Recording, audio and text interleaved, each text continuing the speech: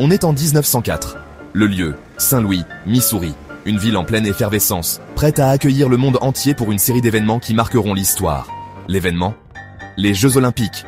Mais pas n'importe quels Jeux Olympiques. Ceux-ci allaient être mémorables, mais peut-être pas pour les raisons que l'on pourrait imaginer. Alors, n'imaginez pas les superproductions léchées, retransmises en Mondovision qu'on connaît aujourd'hui, hein ? Non. Ces jeux étaient bien différents, loin des standards modernes.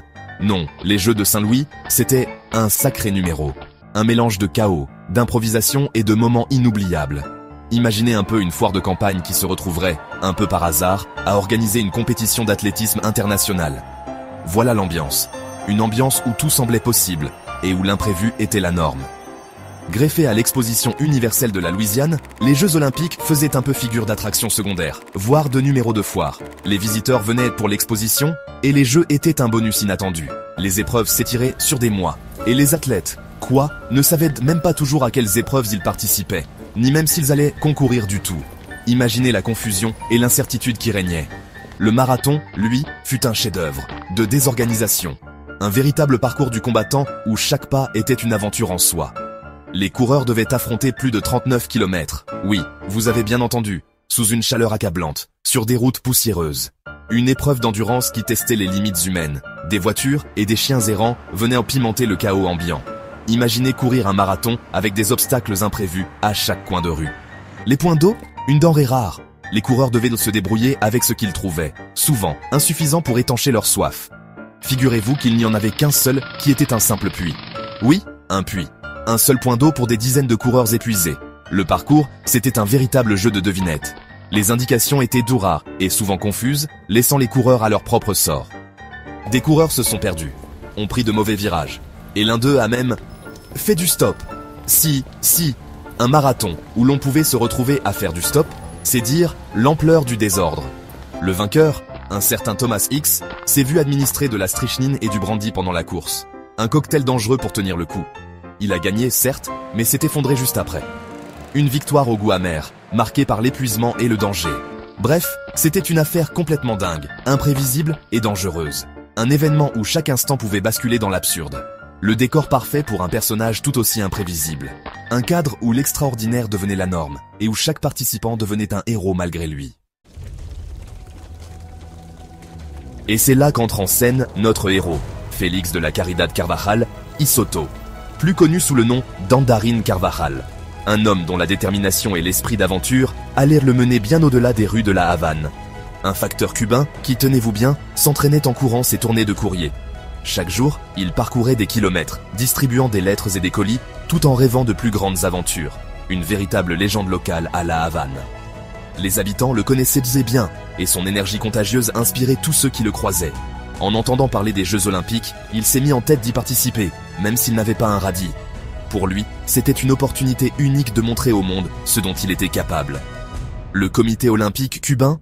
Pas question de le financer. Il pensait que c'était une idée folle, une entreprise vouée à l'échec. Alors, il a récolté des fonds lui-même en organisant des courses d'exhibition. Malin, le bougre, il courait pour divertir les foules et récolter de l'argent pour son voyage.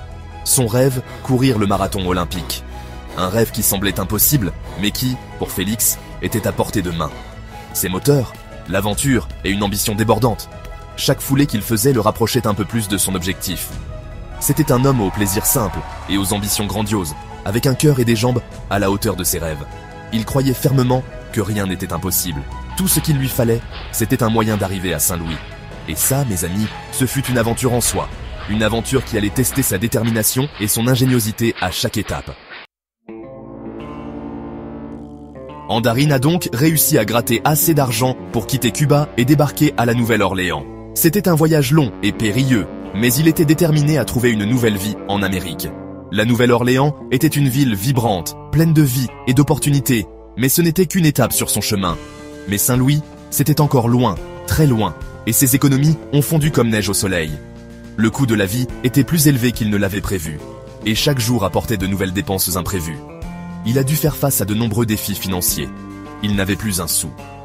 Les poches vides, il se demandait comment il allait bien pouvoir continuer son voyage. Il a cherché du travail, mais les emplois étaient rares et mal payés. La légende raconte même qu'il aurait perdu le peu d'argent qui lui restait dans une partie de dés.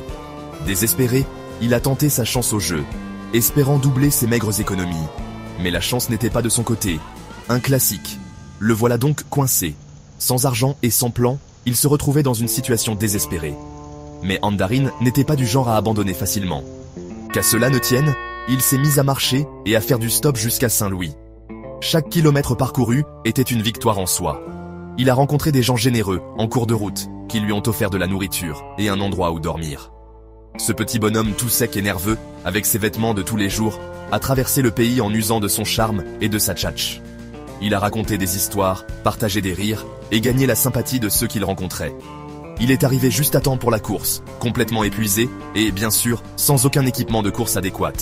Ses vêtements étaient usés, ses chaussures trouées, mais son esprit était indomptable. Ce serait trop simple sinon. Affamé, il n'avait pas mangé correctement depuis des jours, mais il était là, prêt à en découdre. Sa détermination et son courage étaient palpables. Il savait que cette course était sa chance de prouver sa valeur et de changer sa vie. 30 août 1904, il faisait une chaleur à crever, l'air était lourd, la poussière partout. 32 coureurs sur la ligne de départ, dont notre Andarin qui, détonnait un peu avec ses vêtements de ville. Imaginez la scène, un pantalon long, une chemise et des chaussures de ville bien robustes. Pas vraiment la tenue de marathonien type. On est d'accord. Quelqu'un, pris de pitié, ou peut-être d'un éclair de génie stylistique, lui a coupé son pantalon pour en faire une sorte de short. Mais ses godillots, eux, sont restés bien lourds. Malgré sa dégaine improbable, il souriait de toutes ses dents, prêt à s'élancer. Le coup de pistolet a retenti, et le marathon olympique de Saint-Louis était lancé. Que le spectacle commence. Andarin, lui, a abordé ce marathon plus comme une expérience de vie que comme une simple course. Un touriste presque. Il papotait avec les spectateurs, faisait de grands signes de la main et savourait chaque instant. Un vrai personnage. Son rythme, variable dirons-nous. Parfois il sprintait comme un dératé, d'autres fois il marchait tranquillement pour admirer le paysage. Gap 2S. Le stress, connaît pas. C'était un véritable showman, se faisant des amis à chaque coin de rue et écrivant sa propre légende, kilomètre après kilomètre. Son moral est resté au beau fixe, même quand l'énergie commençait sérieusement à manquer et que son estomac criait famine.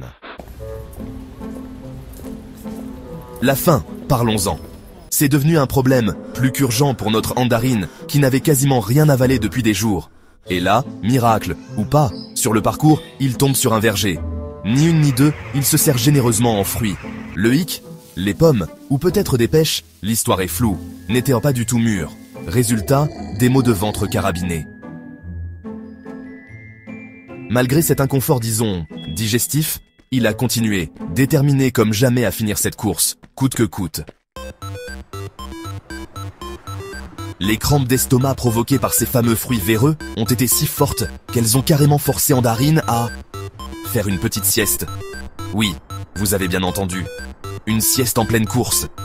Évidemment, d'autres coureurs l'ont dépassé pendant son somme. Mais notre homme a fini par se réveiller et hop, il a repris sa course comme si de rien n'était. Malgré le temps perdu à cause de cette pause digestive impromptue, il était bien décidé à terminer, faisant preuve d'une résilience et d'une détermination à toute épreuve.